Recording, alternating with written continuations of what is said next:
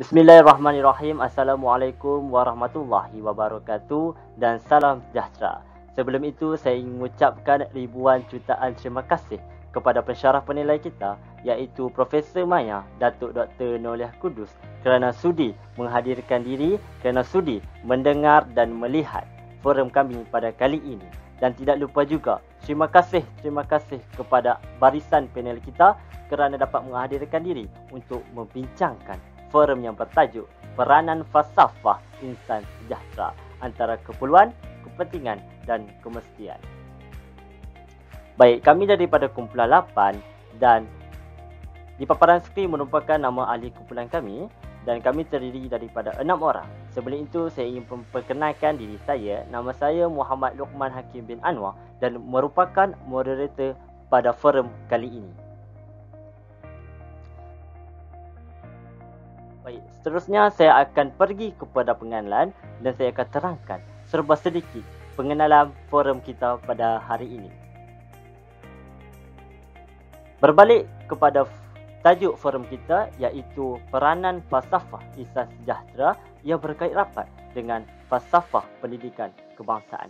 Jadinya, hari ini saya akan terangkan serba sedikit apa itu falsafah pendidikan kebangsaan. Falsafah merupakan satu komponen yang penting dalam perbincangan bagi pelaksanaan sesuatu sistem pendidikan. Falsafah pendidikan kebangsaan ini juga merupakan asas kepada berlangsungnya proses pengajaran dan pembelajaran. Dan ia juga melahirkan manusia yang berilmu pengetahuan, berketerampilan dan berakhlak mulia. Baik, saya akan terangkan matlamat pendidikan negara. Matlamat pendidikan negara adalah untuk melahirkan warga negara yang mempunyai sasiah yang baik, seimbang dan bersepadu. Dan ini selari dengan prinsip rukun negara. Seterusnya, objektif kajian. Saya membahagikan objektif kajian ini kepada 3 jenis. Iaitu yang pertama adalah mengenal pasti tahap pemahaman konsep falsafah. Dan yang kedua adalah membincangkan kesan falsafah dalam membentuk insan sejahtera. Dan pada kali ini, pada forum hari ini, kami akan membincangkan apa itu kesan baik falsafah dalam membentuk insan sejahtera. Dan yang ketiga adalah menganalisis faktor-faktor penting dalam peranan falsafah insan sejahtera ini. Seterusnya, definisi istilah. Definisi istilah juga saya membahagikan kepada 3 poin penting. Dan yang pertama, saya akan perkenalkan apa itu falsafah pendidikan. Falsafah berasal daripada perkataan Yunani atau disebut sebagai philos dan sophia. Philos bermaksud mencintai dan sophia bermaksud kebijaksanaan. Dan apabila digabungkan, philos dan sophia terjadinya mencintai kebijaksanaan. Ya, dan yang kedua adalah FPK. Sebelum ini saya menerangkan apa itu falsafah pendidikan kebangsaan. Ia juga dikenali sebagai FPK. Baiklah, FPK adalah untuk melahirkan insan yang seimbang dari segi jasmani, rohani, emosi, intelektual dan sosial. Dan yang ketiga dan terakhir adalah peranan insan dan ia berkait rapat dengan tajuk kita, iaitu peranan falsafah insan sejahtera adalah untuk membangunkan modal insan kelas pertama. Baik, setakat itu dahulu pengenalan saya pada hari ini. Saya akan teruskan dengan pembentangan kita seterusnya dan menjemput panel pertama kita, iaitu Nur Arifah Diana, untuk menerangkan kajian lepas forum kita pada kali ini. Dengan ini, dipersilakan. Bismillahirrahmanirrahim. Assalamualaikum warahmatullahi wabarakatuh. Baik, terima kasih kepada moderator kita, iaitu Muhammad Luqman Hakim bin Anwar. Pada hari ini, saya Nur Arifah Diana binti Mukri selaku panel yang pertama ingin membentangkan tajuk, iaitu kajian lepas falsafah dalam membentuk insan sejahtera. Slide yang pertama adalah insan dari sudut etimologi.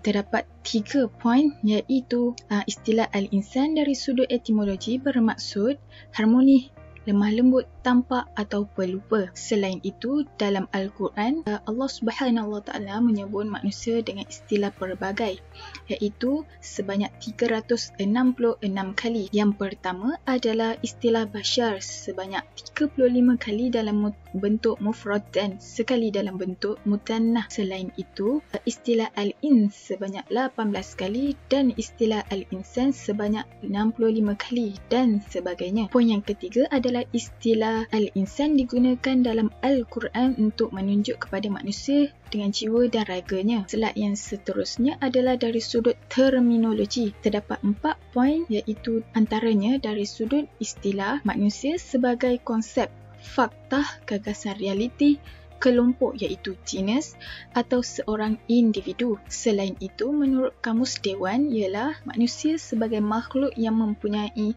akal budi, insan dan orang. Selain itu adalah manusia membawa maksud homo makhluk yang mempunyai budi. Dan yang terakhir adalah manusia adalah animal rasional yang membawa maksud binatang yang berfikir. Slide yang seterusnya adalah insan dari perspektif ahli falsafah. Terdapat 3 ahli falsafah, antaranya adalah Socrates. Beliau berkata insan adalah makhluk hidup berkaki 2 yang tidak berbulu dengan kuku datar dan lebar. Selain itu adalah Adam Smith. Beliau berkata insan sebagai makhluk sosial, iaitu makhluk manusia memerlukan manusia lain untuk berinteraksi. Dan yang terakhir adalah Albert Santanu. Beliau juga berkata insan adalah makhluk yang sempurna diciptakan olehnya. Slide yang seterusnya adalah insan menurut konteks ilmu pengetahuan. Terdapat 3 konteks, iaitu antaranya adalah teori psikoanalisis, teori behaviorism dan teori kognitif dan biologi. Untuk teori psikoanalisis ialah insan sebagai homo valens, iaitu manusia berkeinginan. Selain itu, insan juga adalah makhluk yang memiliki perilaku interaksi antara komponen biologi, psikologi dan sosial. Yang ketiga adalah di dalam diri insan terdapat unsur hidupan, iaitu al-hayawan, rasional iaitu akal dan moral iaitu nilai. Teori yang seterusnya adalah teori behaviorism. Terdapat 2 poin, iaitu insan sebagai homo mechanicus iaitu makhluk mesin. Selain itu adalah menurut aliran ini, segala tingkah laku insan terbentuk sebagai hasil proses pembelajaran terhadap lingkungannya. Dan yang terakhir itu ialah teori behaviorism. Terdapat 2 poin, antaranya insan sebagai homo mechanicus iaitu makhluk mesin. Selain itu menurut aliran ini, segala tingkah laku insan terbentuk sebagai hasil proses pembelajaran terhadap lingkungannya. Dan yang terakhir adalah teori kognitif dan biologi, iaitu insan sebagai homo sapiens, manusia berfikir, iaitu spesies primata mamalia yang dilengkapi otak berkemampuan tinggi. Baik, terima kasih daripada saya. Seterusnya, saya serahkan perbentangan ini kepada saudari Nur Shazlin untuk kandungan slide beliau. Terima kasih.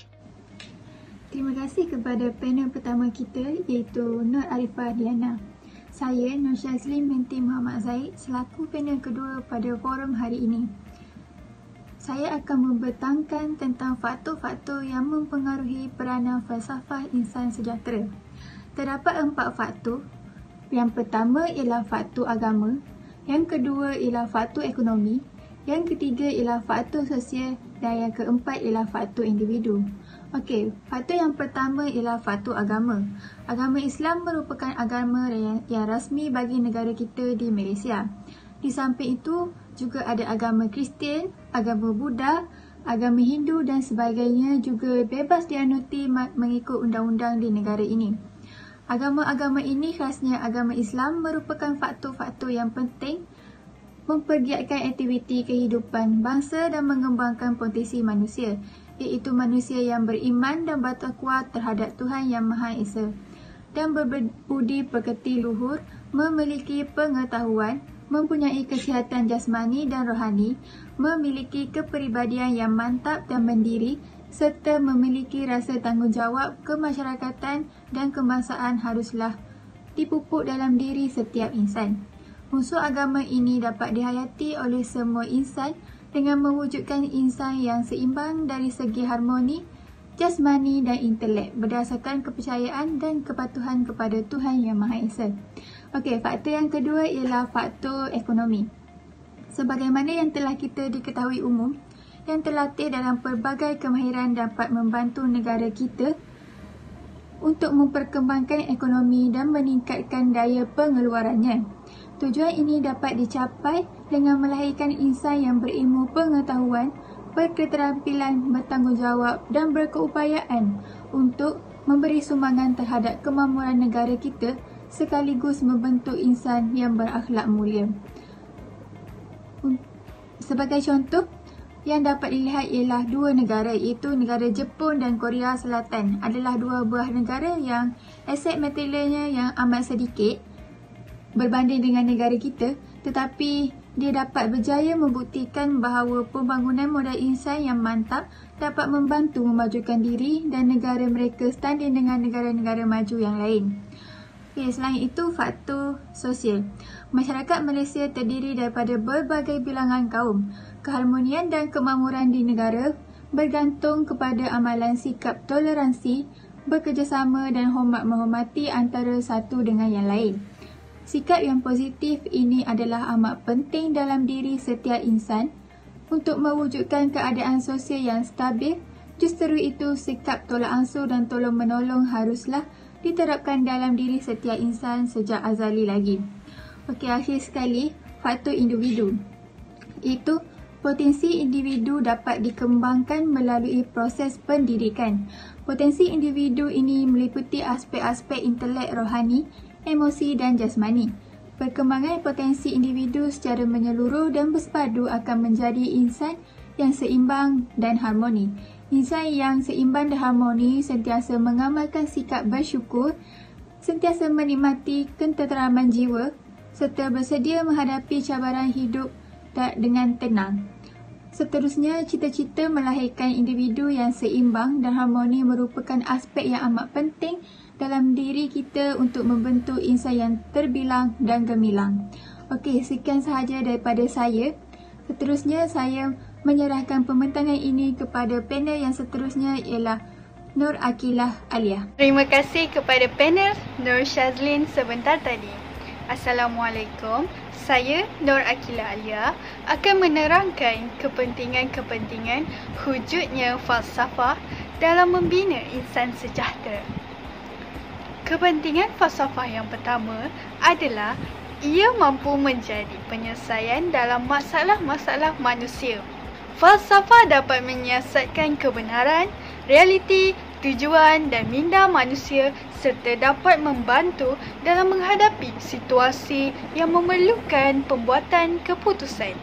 Hal yang demikian adalah kerana wujud falsafah gunaan seperti falsafah pendidikan, falsafah agama dan sebagainya. Falsafah itu sendiri menjadi sumber atau panduan untuk manusia melakukan sesuatu keputusan. Ilmu falsafah berperanan dalam menghadapi masalah-masalah kehidupan seperti persoalan ketuhanan, kebenaran, kebahagiaan dan sebagainya. Kepentingan falsafah yang kedua adalah falsafah mampu menjelaskan persoalan hukum alam. Manusia secara alaminya akan mempunyai persoalan-persoalan seperti dari mana wujudnya manusia dan bagaimana terjadinya sesuatu fenomena di muka bumi ini. Oleh itu, skop atau perbincangan falsafah itu sendiri adalah segala sesuatu yang wujud dalam alam ini, termasuklah persoalan ketuhanan, ilmu, kebenaran dan lain-lain. Ilmu falsafah juga merangkumi persoalan tentang asal-usul iaitu pada masa dahulu, perkembangan iaitu sekarang dan masa hadapan yang akan datang. Kemudian, bagi kepentingan falsafah yang ketiga pula, falsafah dapat menambah baikkan pemahaman antara manusia dengan masyarakat. Dalam membina insan sejahtera, manusia perlu berkomunikasi antara satu sama lain. Jadi, komunikasi yang efektif membantu manusia itu mengeluarkan pandangan yang benar tetapi tidak menyinggung perasaan. Dengan wujudnya falsafah, manusia akan memiliki pemikiran yang jelas dan sistematik. Jadi, manusia berkemampuan untuk menangani soalan bertahap tinggi, berfikir dengan menggunakan bahasa untuk menjelaskan sesuatu kepada individu lain. Kepentingan falsafah terakhir yang akan saya kupas adalah falsafah dapat memupuk kemahiran pemikiran kritikal di kalangan insan. Logik membantu manusia memahami konsep, bersikap kritis, berhujah terhadap sesuatu kes. Manusia yang mahir dalam logik dapat menunjukkan pemikiran yang jelas, tepat dan konsisten. Kita lihat, dengan adanya falsafah, kes penipuan sukar untuk dilakukan. Dan produktiviti manusia itu sendiri meningkat kerana manusia mengetahui prioriti dalam kehidupan. Konklusinya, falsafah amat penting dalam kehidupan seharian yang mengharuskan kita untuk memahami dan mempelajarinya. Sekian, itu sahaja daripada saya. Saya akan serahkan kepada panel seterusnya, Muhammad Khairul Ikhwan. Terima kasih kepada saudari Nur Aqilah Aliyah selaku panel ketiga kita. Assalamualaikum warahmatullahi wabarakatuh dan salam sejahtera. Saya Muhammad Khairul Ikhwan bin Ahmad Shalihin selaku panel keempat akan meneruskan pembentangan ini dengan menerangkan tentang kesan falsafah dalam membentuk insan sejahtera. Terdapat 3 kesan falsafah, iaitu pembangunan intelektual, pembangunan kerohanian dan pembangunan jasmani. Kesan yang pertama ialah pembangunan intelektual. Menurut Mok Sun Sang, falsafah mempersoalkan tentang prinsip-prinsip realiti, ilmu dan nilai. Bagi membangunkan intelektual dan pemikiran manusia, salah satu cabang utama falsafah iaitu epistemologi berperanan untuk membangunkan manusia. Kewujudan konsep ilmu ini mampu meningkatkan dan memperkembangkan minda manusia ke arah lebih tinggi sejajar dengan peredaran zaman. Sebagai contoh, sistem pendidikan di Malaysia yang disusun berdasarkan kurikulum banyak berkaitan dengan teori epistemologi, iaitu teori ilmu. Islam membuktikan bahawa dengan ilmu telah membawa umat daripada kejatuhan kepada cahaya kebenaran. Konklusinya, pembangunan intelektual ini lebih menjurus kepada pembangunan kognitif seseorang. Selain itu, kesan yang kedua ialah pembangunan kerohanian dan emosi. Tajul Arifin Nordin menyatakan bahawa bangsa yang kuat serta mulia tidak hanya bergantung pada kekuatan fizikal yang bercuak kebendaan dan teknologi sahaja. Dengan ini, dapatlah difahamkan bahawa manusia yang berjaya bukan sahaja mereka yang cemerlang pada satu-satu aspek sahaja, malahan istilah berjaya sebenar diukur pada kualiti rohaninya. Hal ini dijelaskan dalam Al-Quran dalam surah Al-Mu'minun ayat 1 hingga 3 yang bermaksud, sesungguhnya beruntunglah orang-orang yang beriman, iaitu orang-orang yang khusyuk dalam sembahyangnya dan menjauhkan diri daripada perbuatan dan perkataan yang sia-sia. Berdasarkan ayat-ayat ini, dapatlah dijelaskan bahawa kekuatan dalam masa seorang merupakan kayu pengukur bagi menentu tahap kejayaan. Keimanan dan ketakwaan kepada Allah Subhanahu Wa Taala dapat mengukuhkan lagi sahsiah peribadi manusia. Unsur-unsur rohani seperti menyedari dan mengisafi daya pencipta, menghargai dan mensyukuri pemberian Allah Subhanahu Wa Taala dapat menetapkan nilai tanggungjawab, memupuk disiplin diri serta dapat membentuk insan yang berakhlak mulia. Kesan yang terakhir ialah pembangunan jasmani. Pepatah Arab ada menyebut, akal yang sihat berada dalam tubuh badan yang sihat. Oleh yang demikian, setiap insan harus menjaga kesihatan diri yang merupakan asas kepada kesihatan minda dan emosi. Setiap insan harus mahir dalam kemahiran-kemahiran seperti kesukanan, kemahiran teknikal dan vokasional agar kelak akan membantu menjalani kehidupan di atas muka bumi ini. Rasulullah SAW bersabda, mafhumnya, kamu lebih mengetahui urusan duniamu, maka laksanakan apa yang kamu kehendaki. Ini menjelaskan bahawa dalam usaha untuk membangunkan insan, haruslah menjaga kesihatan jasmaninya agar dapat membentuk sahsiah diri insan yang berdisiplin dan juga berwawasan. Pemakanan yang sihat juga menjadi faktor kesihatan jasmani juga agar dapat mengelakkan diri daripada mendapat penyakit. akhir sekali, setiap insan dapat menjalani kehidupan dengan baik dan selalu berfikir positif terhadap perkara yang berlaku dalam hidupnya. Seterusnya, saya akan menyerahkan pembentangan ini kepada saudara Muhammad Alif Afandi. Terima kasih.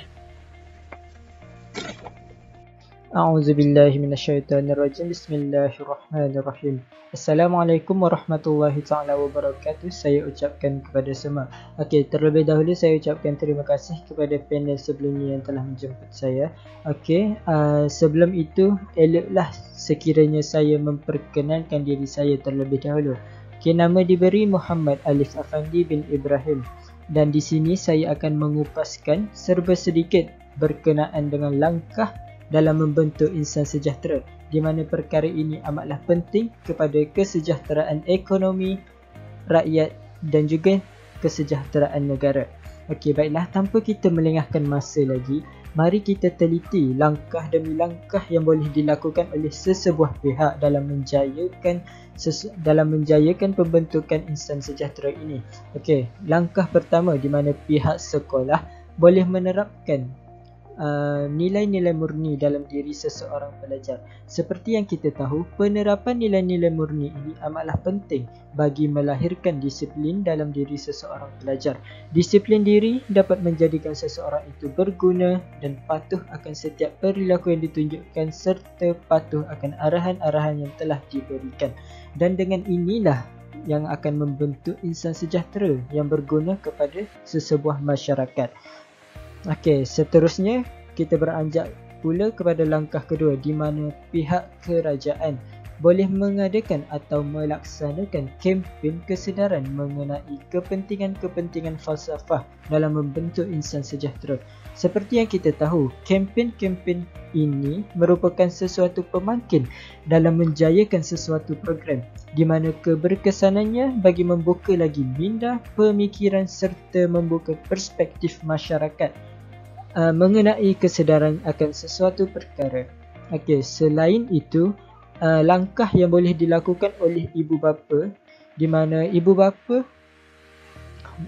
perlu menerapkan ajaran agama dan ilmu kerohanian dalam diri seseorang, dalam diri anak-anak mereka sejak kecil lagi, di mana seperti yang kita tahu, anak-anak yang baru dilahirkan diibaratkan seperti kain yang putih bersih dan ibu bapalah yang bertanggungjawab dalam mencorakkannya sama ada dengan unsur-unsur yang positif maupun unsur-unsur yang negatif.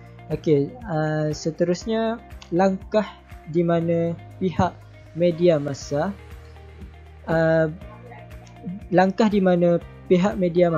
boleh mengiklankan atau memaparkan kebaikan-kebaikan falsafah dalam membentuk insan sejahtera, di mana perkara ini amatlah penting dalam memacu minda ke arah yang lebih sihat dan lebih berguna lagi.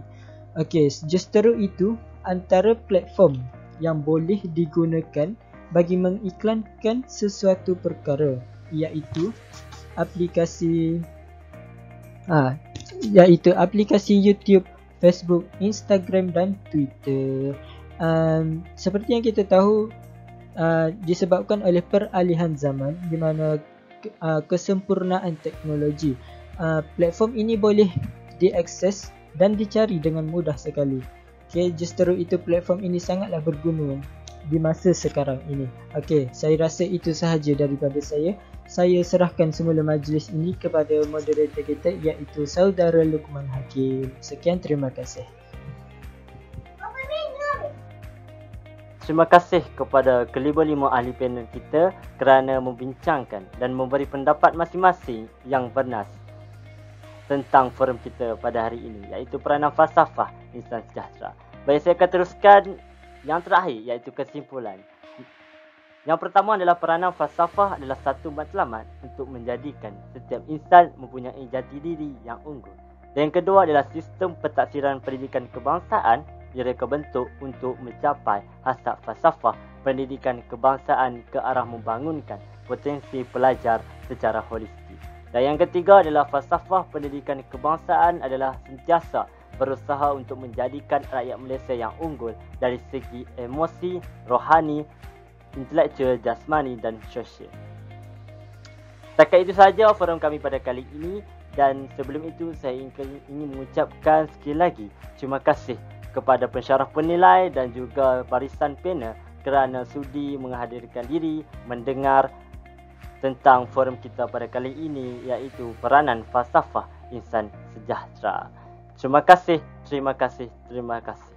Dengan itu berakhirlah forum kita pada hari ini. Wabillahi taufiq wal hidayah. Wassalamualaikum warahmatullahi wabarakatuh.